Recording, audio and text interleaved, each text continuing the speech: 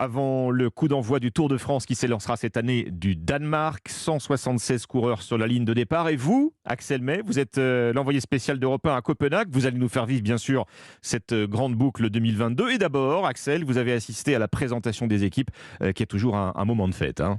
Oui, une ambiance forcément joyeuse de kermesse. Imaginez, une présentation des équipes à l'étranger, c'est toujours un événement quand on s'appelle le Tour de France.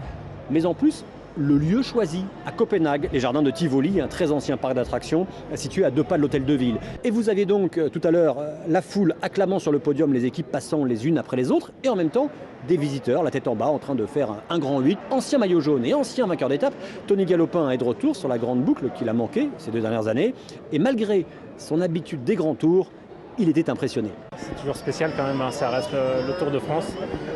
C'est une grande joie d'être là et quand je vois l'accueil ici, en plus on a un Danois dans l'équipe, ça m'a donné la chair de poule, j'avais oublié cette sensation.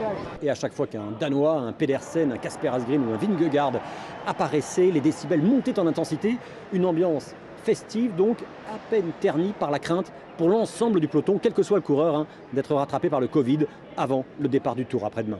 Axel May sur la ligne de départ du Tour de France à Copenhague. Merci Axel pour Europe 1 au Danemark.